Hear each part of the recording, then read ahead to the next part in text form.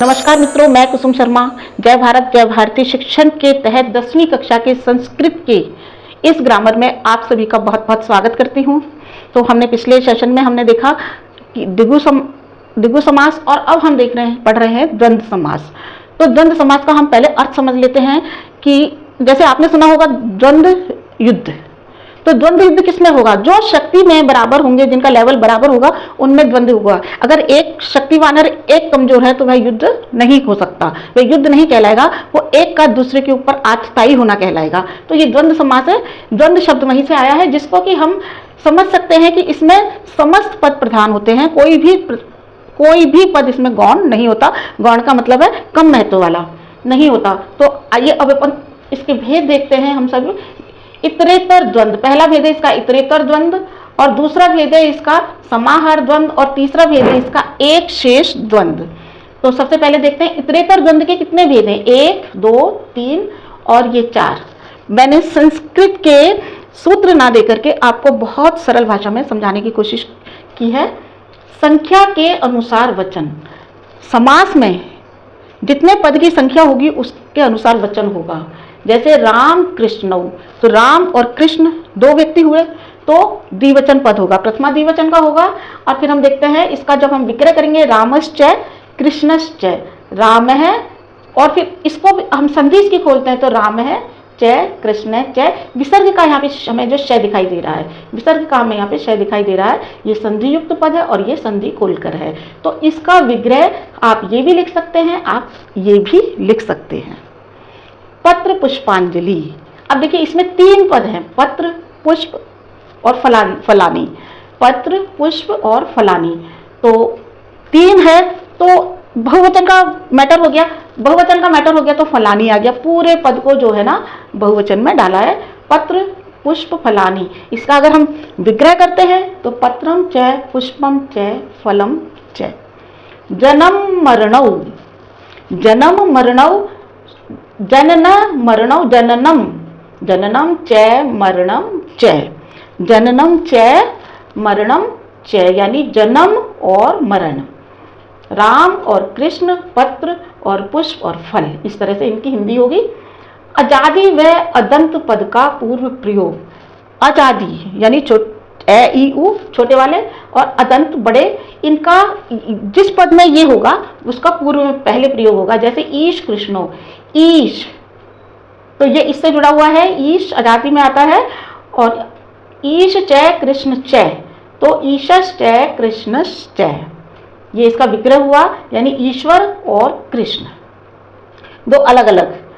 घी संज्ञक, चौथा तीसरा है घी संज्ञक इकारांत, यानी घी संज्ञक का अर्थ है इकारांत, जिसमें छोटी ई होती है।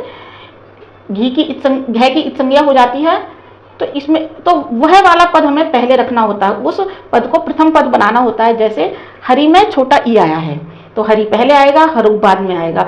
ऐसा नहीं है कि हम हरि को बाद में रख दें या हरू को पहले रख दें। तो हरिश्च और हरश्च, हरिश्च और हरश्च, यानी हरि और हर। तो हर कहते हैं भगवान शंकर भगवान को और हरि कहते हैं विष्णु भगवान को।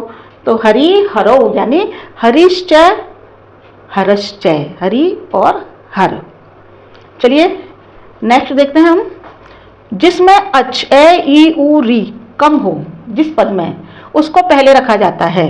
जैसे शिव में ई एक जगह आया है और केशव में जो ए औ ये सब ज्यादा आए हैं, 2-3 बार आए हैं, तो जिसमें कम अच आया है, अच कम आया है, जिसमें स्वर जिसमें अल्प आया है, उसको हम पूर्व में रखेंगे। जैसे शिव केशवौ, तो इसका विग्रह हुआ शिवश्च केशवश्च, शिव और केशव।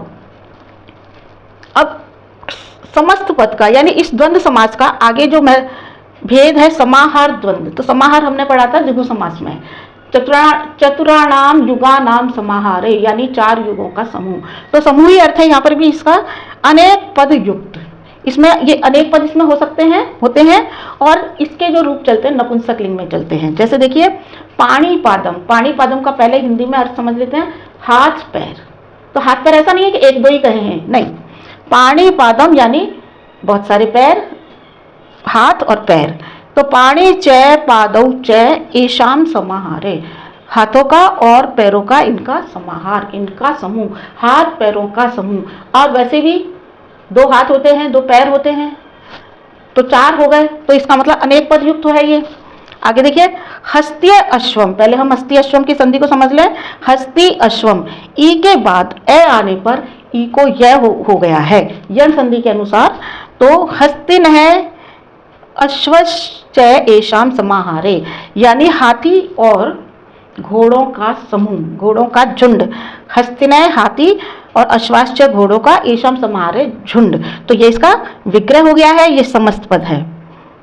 एक शेष द्वंद्व, एक अब इसका चौथा भेद आता है, एक शेष द्वंद्व।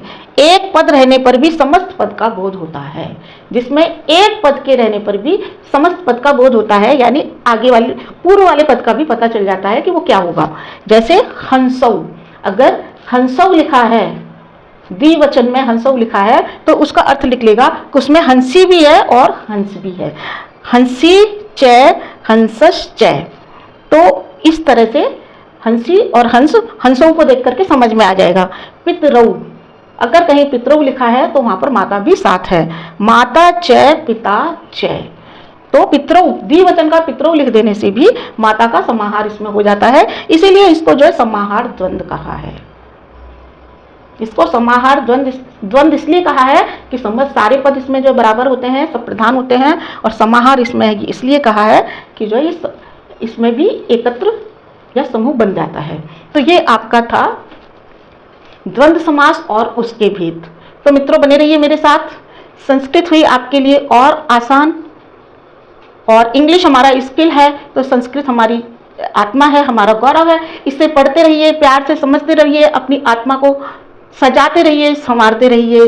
वीडियो देखने के लिए आपका बहुत बहुत धन्यवाद। और अगला हमारा जो वीडियो होगा बहुब्रीहि समास पर होगा, तो बने रहिए मेरे साथ।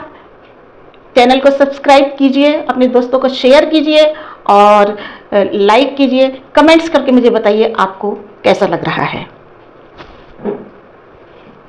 जय तु संस्कृतम, जय तु भारतम।